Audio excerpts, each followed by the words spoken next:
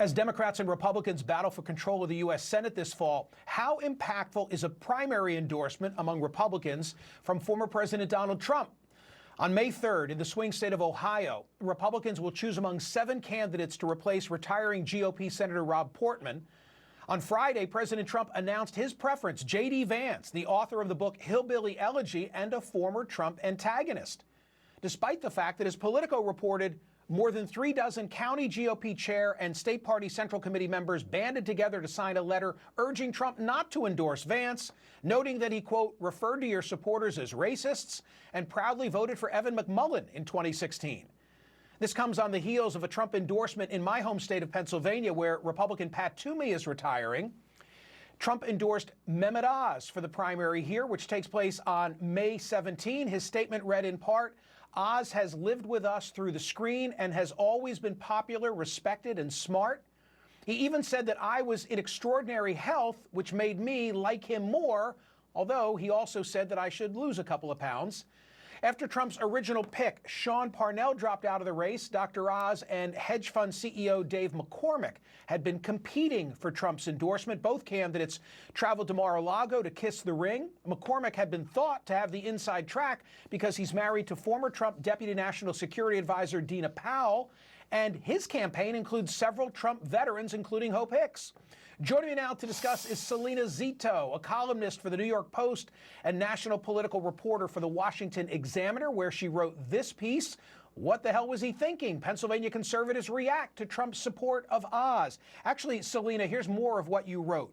It was a decision that left many dedicated Trump supporters perplexed. Why did he choose someone who had not resonated with conservatives in such a key state on the Senate map? Who whispered in his ear that this was a good idea? Selena, he's like a moth to a flame, you know? He loves controversy, and the more you tell him not to do something, I'm convinced the odds are higher. That's exactly what he'll do. You're exactly right. And that is part of both of his appeal and part of why other people didn't like him in 2016 and 2020. So there's a lot to unpack with this endorsement and why Pennsylvania conservatives across the state, I mean, not all of them, but a lot of them were really upset about this choice. They actually thought that Trump was going to sit this one out.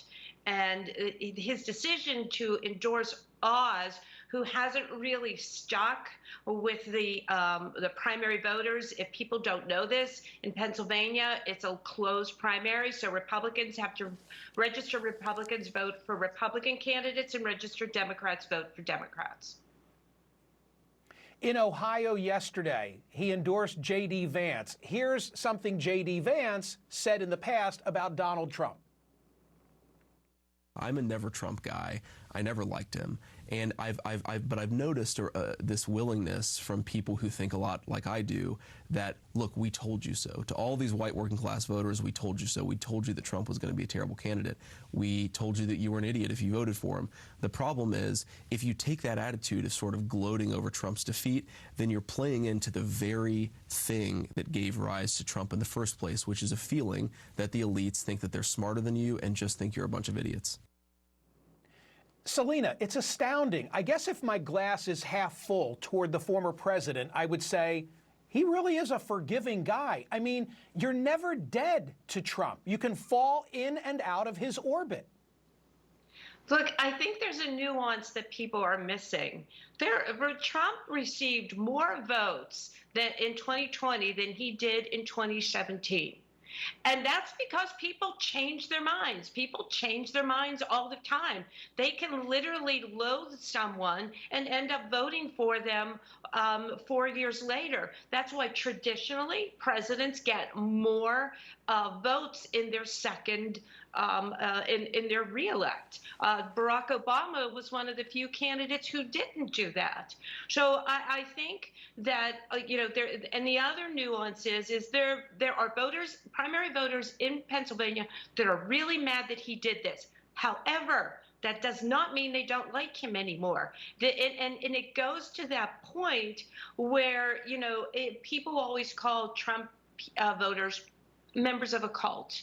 I think that proves that is not the case. They don't go in lockstep with everything that he does.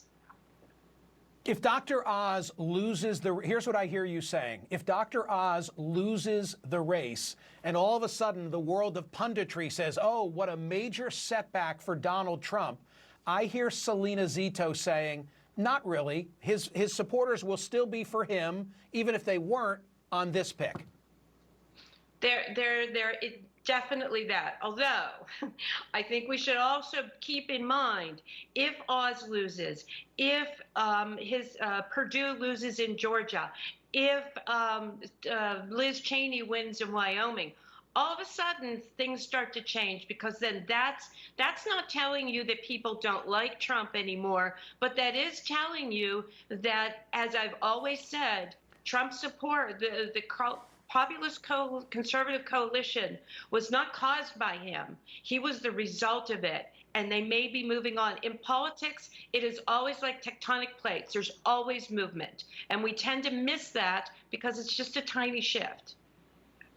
Selena Zito, the Trump whisperer. Happy Easter. Happy Easter. Thank you.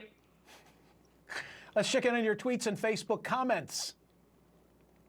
What do we got? Bad moves. Trump's hold on the party could weaken if his, quote unquote, his guys lose, and he's clearly endorsing name recognition candidates.